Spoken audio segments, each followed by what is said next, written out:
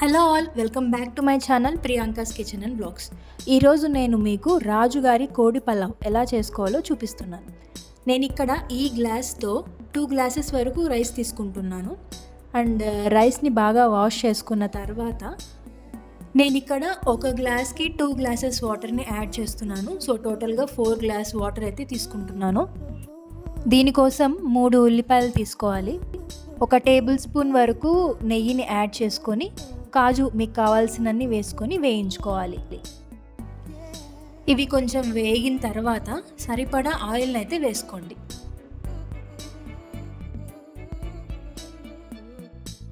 ఇప్పుడు ఇందులోకి 1 స్టార్ అనైసా, 4 లవంగాలు, 2 యాలకులు, 2 ఇంచెస్ వరకు చెక్క, అలానే 2 బిర్యానీ ఆకులు వేసి వేయించుకోవాలి. ఇప్పుడు ఇందులోకి మనం ముందుగానే కోసి ఉంచుకున్న ఆనియన్స్ని అయితే యాడ్ చేసుకోవాలి. ఇవి లైట్ గోల్డెన్ బ్రౌన్ షేడ్ వచ్చేంత వరకు మనం వేయించుకోవాలి. నేను ఇక్కడ వీటిని హై ఫ్లేమ్లోనే ఉంచి వేయిస్తున్నాను.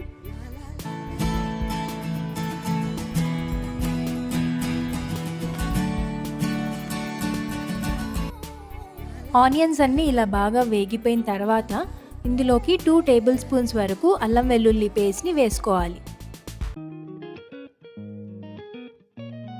ఇలా అల్లం వెల్లుల్లి పేస్ట్ బాగా వేగిన తర్వాత 1 టేబుల్ స్పూన్ వరకు పచ్చిమిర్చి పేస్ట్ వేసుకోవాలి. ఇది ఇలా ఒకసారి కలుపుకున్నాక చికెన్ని యాడ్ చేసుకోవాలి.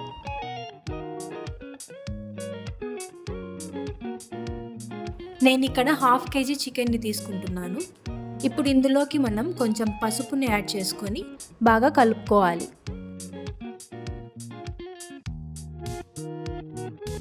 ఇది ఇలా కలుపుకున్నాక మీడియం ఫ్లేమ్లో ఉంచుకొని మూతని క్లోజ్ చేసుకొని ఉడకనివ్వాలి. చికెన్ని ఇలా మధ్య మధ్యలో కలుపుకుంటూ ఉడకనివ్వాలి.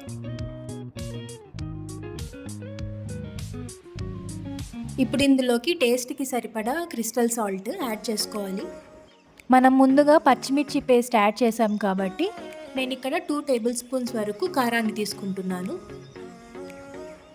అండ్ కొంచెం జీలకర్ర పొడి, అలానే 1/2 table spoon garam masala, 1 table spoon ధనియాల పొడిని యాడ్ చేసుకొని బాగా కలుపుకోవాలి.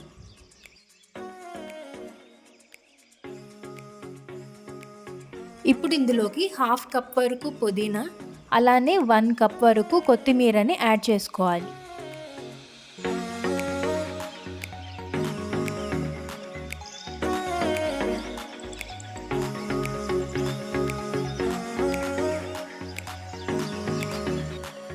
ఇప్పుడు ఇందులోకి కొంచెం పెరుగుని యాడ్ చేసుకోండి.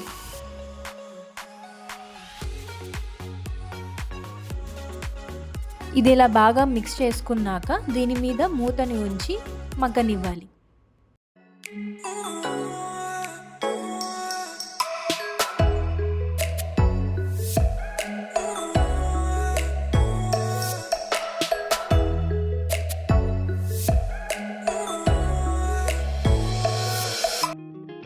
చికెన్ అనేది ఆల్మోస్ట్ కుక్ అయిపోయిన తర్వాత మనం ముందుగానే రైస్ని నానబెట్టి ఉంచుకున్నాం కదా, ఆ రైస్ని అంతా యాడ్ చేసుకోవాలి.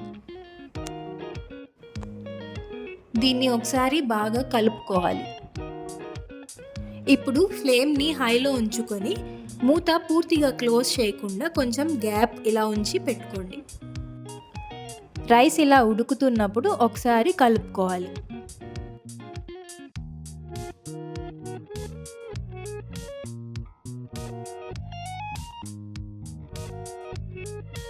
అదే హై ఫ్లేమ్లోనే ఉంచి ఇందాకలాగే మూతని కొంచెం గ్యాప్ ఉంచి పెట్టుకోవాలి.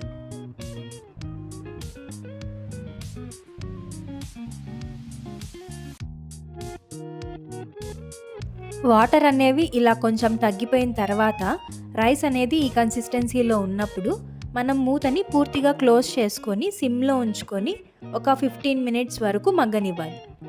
అంతే, టేస్టీ అయిన రాజుగారి కోడి పలావ్ రెడీ అయిపోయినట్టే. ఈ రెసిపీ మీకు ఎలా అనిపించింది? మీరు కూడా ఒకసారి ట్రై చేసి టేస్ట్ ఎలా కుదిరిందో షేర్ చేసుకోండి. ఈ వీడియో కనుక మీకు నచ్చినట్టయితే please like, share and subscribe. Thanks for watching.